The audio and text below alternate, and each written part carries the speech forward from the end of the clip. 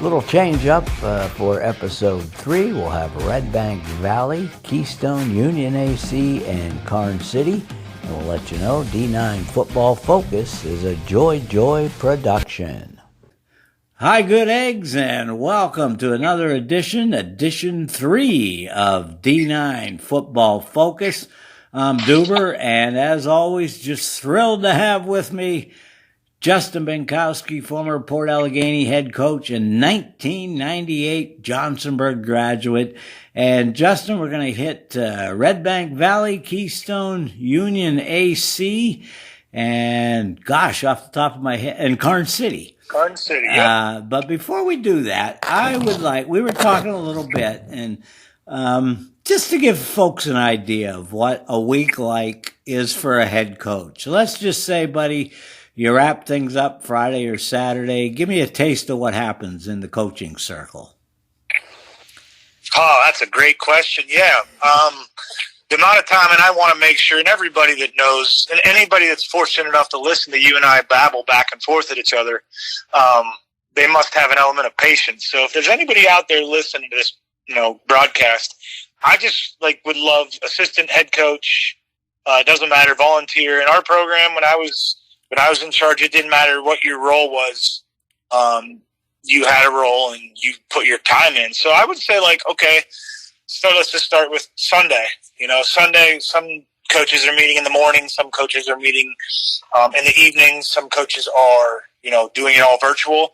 But I've been saying, it's usually a good 5 to 6 hours on a Sunday. Of simply breaking down what opponent you just played. In this case, it might not be that much today because you're just breaking down a scrimmage. Yeah. But the way we always did in our program was I broke down as the head coach our Friday night or Saturday game. Mm-hmm. And then, we'll talk about this when we get into, dudes and such is sure. OCDC led the next opponent because that's who, so that's then, and on Monday, of course, everybody has their day job. You're working at, municipal authority, you're working in a factory, you're organizing inmates, you're a teacher, you're a doctor, you're whatever you are. Sure. And so you do that day job, and then that's another practice is 2 hours, film is 2 hours, whatever you want to call it. And then you're probably watching film before bed or whatever. So that's Monday, Tuesday, Wednesday, Thursday. It's the kind of similar routine. Mind you, these guys have sons and daughters and sure. Spouses, and some are planning for their firstborn. Some are, their kids are a little bit older. And then Friday, I would say it's okay. Let's just say 4 o'clock. This is rounded to 4 o'clock. Mm-hmm. And if it's a real far away game, it's earlier, 2, 3, 4 o'clock, whatever. And then I say 6, 7 hours later, 11 o'clock at night, you're leaving the place and repeat. So these guys, the amount of time they're putting into it, I don't care if you're teaching even holes to the left, odd holes to the right, or vice versa, or your X receiver is your Z receiver. I don't care if you call your defense even, odd, up, down, left, right. I just want people to know the amount of time that these coaches all across District 9 put into this for these kids in a positive way. Right. In a role model teacher way. I had a famous administrator, Mr. Flint, who hired me as his super in 2003. Coaching is teaching. Teaching is coaching. And these guys across District 9, and I've got to know, fortunately, just through the success that we had at Port Allegany and getting to play different teams in our regions and all that, coupled with our old school traditional people, the amount of time these guys are putting in, when I say 5 to 6, maybe some guys are over 7, 8, some guys are under, but that's after their family. Right. That's after, and if it's a Sunday, maybe that's after their faith or religious commitments. So just, I want people to understand and realize that, they're doing such a tremendous job with these kids and they're there for the right reasons. So let's just make sure we keep that, very much in the forefront. When times are tough, because you're right. Times will be tough where we're at, and I respect so much anybody that's willing to coach. So, just make sure I just want to make people to understand that on top of Right. their family and their day job. Yeah, and I guess, to borrow the old, nobody's in it for the money, so to speak. Until No, sir. until I start Piranha Academy, and then I can throw some big bucks out there. But let's move on. And let's talk about the team that is coming up to Kane on Friday, and a guy that I kind of got to know, through the District 9 media days, and damn, he's a good dude. Blaine Gold down at Redbank Valley, and we know what success they've had. Give me the vibe from the Bulldogs.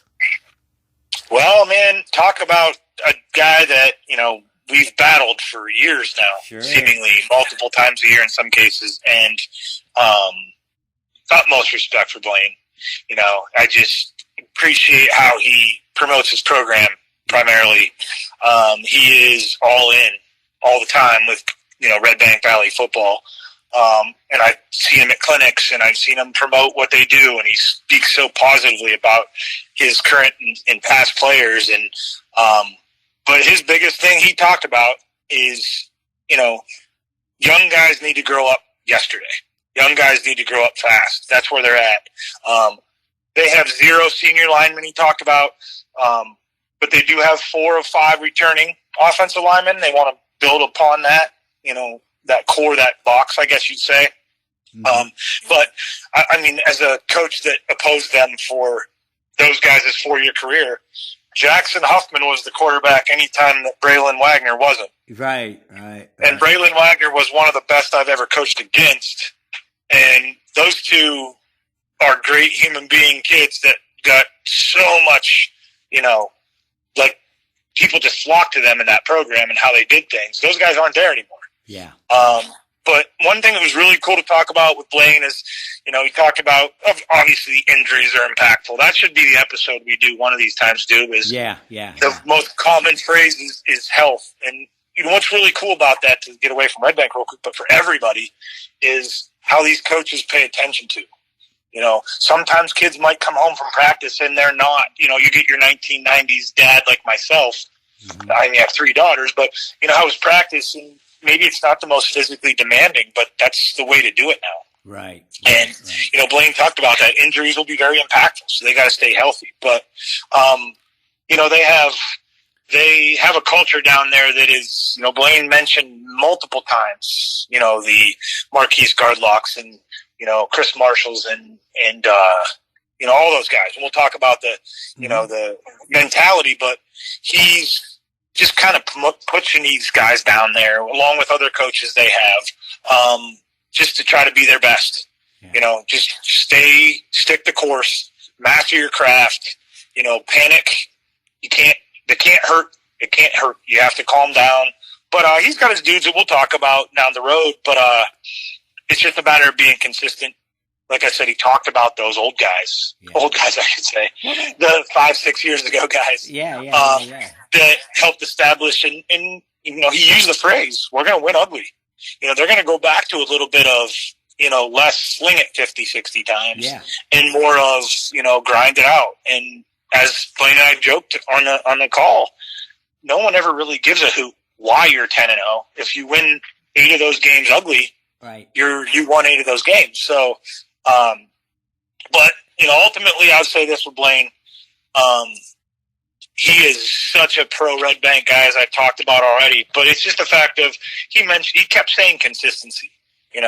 Like you look at Blaine Gold, head coach, Jason Kundick, offensive coordinator. Jason's a diehard Red Bank, alumni. Good people. They've been together almost 10 years. And we talk about our staff changed at Port Allegheny, Clifton Cove, but it's the same guys. Sure. Blaine's staff is essentially, he's got some guys in and out, same guys, same core. Todd at Keystone, similar. Central Clarion Davie, similar. So, I think that matters. Yeah. And, with Redbank Valley there, they know that maybe this year is a matter of, we got to figure out where we're at, who we're going to be, where we, see ourselves. But there's a very bright future down in New Bethlehem. And, and the other thing is Blaine Gold, dude, what a guy that does things, the right way, step by step. Very meticulous with how he does it, trying to get guys doing the right thing. And his phrase, I'm going to give him props because he's used this for years. At Redbank Valley, they want to be men of integrity pursuing District 9 championships. Yep. And I know, very, very personally that we've battled. We've been able to get them. They've been able to get us. But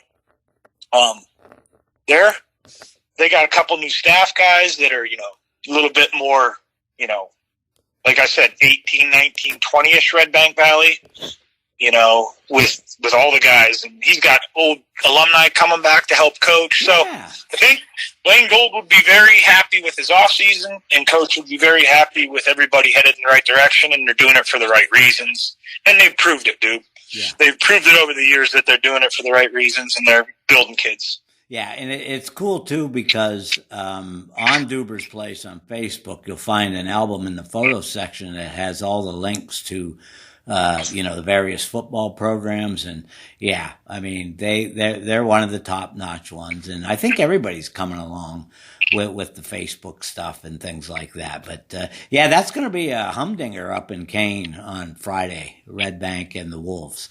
So we're going to move on now to Todd Smith down at Keystone. And, Keystone could be, they're on the verge of big things, I think.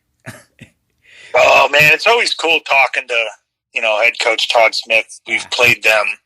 I told him when we talked on the phone, I feel like we played them a bazillion times over the last handful of years. And every time I talk to him pregame, it's very mild-mannered, very chill, focused on the next, competed against them in 7-on-7. And, let's say there's a big whatever and we're on the clock. Let's go. There's no point in complaining. Very business tip, and I've joked with him before, very typical smart nerd math teacher, and, but, he is, just listening to him talk about the appreciation and love he has for his guys.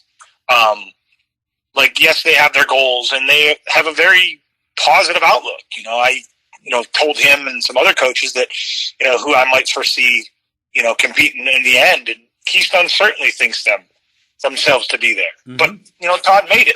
We're going to define success by the way we want to do things and the way we're going to be defining ourselves. Yeah. And, again, they love each other down there. They respect each other. They trust each other. And Todd made it very clear that it's open communication between players and coaches. They are very skilled. Very, very skilled. He said, he needs his O-line to catch up to those skills, right? How fast they gel, how quick they do that. And we all know as coaches and anybody thinking out there, why is the defense dominating the offense on week 1 or even in the scrimmages, possibly even week 2 is, and fans, I can tell you if you're listening, defense is always ahead of the offense in preseason. And, so offenses catch their groove. And I don't think it's going to take long. We'll talk about the dudes down the road. Yeah. But I don't think it's going to take long for Don Corsetti to do his thing. And as Todd said, it's, things are going to roll through Don Corsetti. Yeah. Just like things roll through Hayden Keck in Countersport years ago. Things roll through Aiden Bliss in Port Allegheny. Things roll through Noah Lett in Southport. These coaches know what they're doing, and Todd Smith is one of the best play callers with their system. Yeah. They got pullers, and they got, block down, and they got play action, and they got dudes. But he talked very, very, candidly that their schedule right out of the gate, and I don't have the exact thing, but he talked about, I know I'm going to go down to Brockway for Friday, but they got Brockway, Central Clarion, and 2 other stud teams in their first 4 games. Yeah. So, Todd and I talked openly about, the how do you balance staying healthy? Again, for people out there listening as a coach, there's no hardware. We talked about this earlier. There's no hardware for being undefeated. Mm-hmm. So as Class A coaches with the schedules that we have to talk about as staff, and I know we have talked about this in our rooms, coaches' rooms, is figuring out, who do you play in some cases? Maybe you don't play Johnny or Bobby, or maybe he's hurt, or do we show everything to this game? Or all those variables come into consideration. But with that schedule, I talked to Coach, do you stay healthy? Is that your number one concern? Do you try to win them? Is that your number one concern? And, of course, Todd, I would say too, they want to win.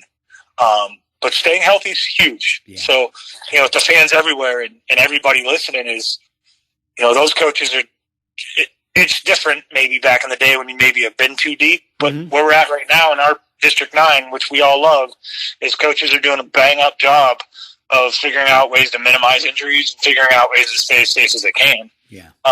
And Todd's very aware of that. They need to make sure that they have, they just care about each other down there, and they just want to make sure they can stay healthy. Yeah. And Todd hit the R word, the relationship word. Yeah, and I was going to say just how important that is, Justin, and that trust in one another. And, I mean, without it, it just isn't going to work, is it?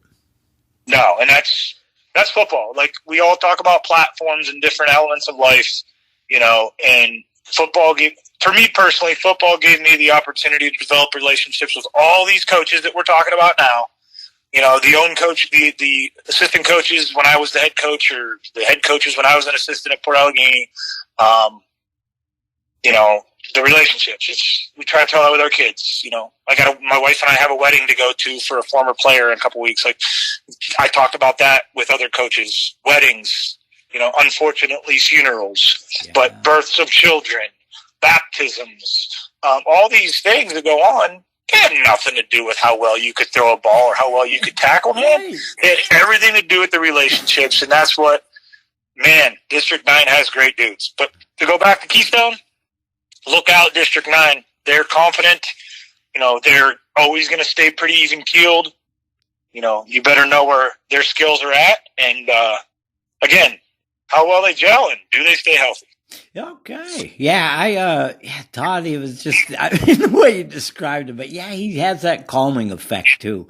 So that's just, like I said, that trust factor, and it's with everybody, but when you see that, and that's kind of the idea we bring that out to people, is that is a huge positive that's going to impact kids' lives, Let's travel to Union AC, Mr. Reed. That Union AC, again, a co-op, but fun team.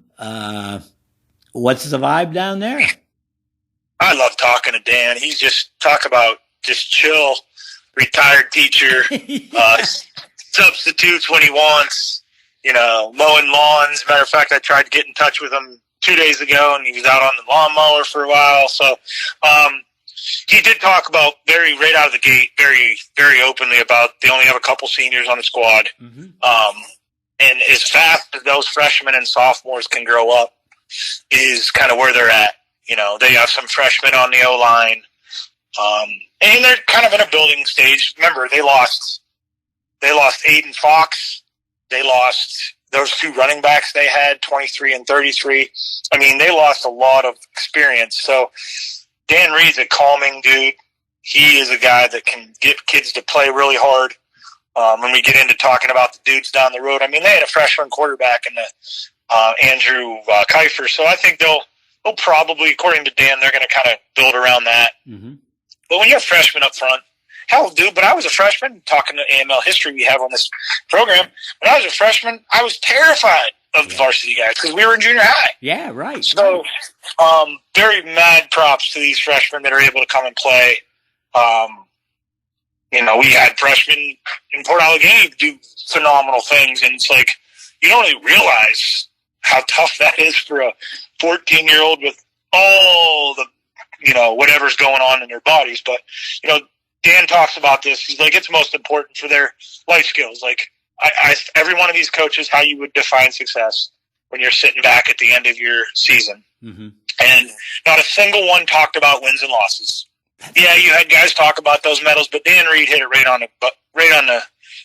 nailed on the head. Life skills, most important. Rely on each other. Again, build relationships. Being there when someone needs you. Giving up of yourself for the others. And again, parents, if you're listening, grandparents, if you're listening, anybody, if you're listening, these coaches might have their own 1, 2, 3, 4 kids of whatever gender, but they have a team of boys. And Dan Reed's that guy. He might be more of the grandfather, as he would say it at this stage, but, he is very excited about their future. Again, needs to stay healthy. But 9th and 10th graders, as I said to him, 9th and 10th graders in 2026 means 2027. Yeah. And again, these guys are building things. And Union AC Valley, pay attention to them maybe next year. Yeah, well, it's funny because, Dan, I remember at the media day, one of the kids, if you remember, I'd ask the kids kind of off-the-wall questions, and I asked one of his kids if they ever ate liver and onions, and when Ridgeway was down there, saw him after the game. He goes, "Hey, buddy, come on in for a plate of liver and onions," and it was just, it was so cool just that I left an impact on him, and that was pretty awesome. And you're right. I mean, that is a good Darren. Another good dude, as they all are. People are going to get tired of our duding, but Joe Sherwin. Yeah, hey, we're duding. We're duding. Joe Sherwin at Karns City is, again, kind of an even-keeled guy. Mm-hmm. Doesn't get too high, doesn't get too low. He was very kind of, on one side of his mouth, crazy optimistic about this year and very positive, but at the other side of his mouth, he talked about how he lost so much. So I guess I gathered from talking to him, as long as I did, yeah, they lost some experience, mm-hmm. But they also have some guys down there that are very versatile. He talked about, Karns City isn't going to be everybody in the box, we're going to run right down your throat. Right. Yes, they want to continue to try and do that, but he told me straight up that they aren't going to be shy to throwing a ball. Cool. And he said with that comes a lot of growth, because at Karns City, that's not something that they're used to, Mm-hmm. But, he talked about Karns City reminds me of Johnsonburg in the 1990s and 80s. Hard-nosed people. Yeah. Community means everything. Yeah. And now in living here for 20-plus years, Port Allegheny, knowing where people are in Canaan, knowing Markstone, Ridgeway, and St. Mary's and Smith, all these towns. I don't want to forget any of them. Sure. But Joe Sherwin kind of spoke on behalf of that, like, hard-nosed people. Yeah. They know their moms and dads are doing whatever they need to do to struggle to get by and provide for whatever sport. In this case, we're talking football. But, Joe mentioned that community is everything in Karns City. Yeah. And he took over for a pretty prominent program already. He's done nothing but grow the program. And he said, Dave, in talking to Davey, and we'll talk about Central Clarion next episode or down the road, but I foresee that being a hell of a two-way fight, Central Clarion and Karns City. And, they just want to make as fast as they can pick up the changes, like talked about the passing game. Coach Sherwin talked, the faster we can pick up these changes and these adaptations and this, more than just Karns City run, look out for Karns City, because they're very optimistic. Yeah, and that's an awesome place to go down to, too. It's not quite a Montauk with the hill, but that's a super place to cover football. And I have to just, back when Mason got hurt, they played Ridgeway the next week. And I just remember walking up to Joe and just hugging him, because that team went through a lot. And, obviously we hope Mason's continuing his recovery. But the coolest thing, Justin, one of the coolest things that I've ever seen, it was just like something out of a movie, opening kickoff against Ridgeway the week after that injury, and they returned the kickoff for a touchdown. And I don't think there was a dry eye in the place, even though the game was in Ridgeway, man. And that just tells you what kind of people we're dealing with here, dude. Oh, my gosh, absolutely. And and when unfortunately Mason's situation happened with Karns City, and Denny, I believe his father's name, right? Yeah. And they asked each school to send decals. Yeah. And we sent them well wishes and things like that. And matter of fact, kudos to Denny Martin. I believe it was at Union High School last week. Oh, that was wonderful. They did kind of like a prayer vigil, kind of like a togetherness, And again, and I can speak for District 9, and I'll continue to every episode we talk. When we were able to be successful, District 9 loved the crap out of us. I can remember following Smethport, Countersport, Elk County, everybody in basketball and other sports. And, District 9's a special place, bro.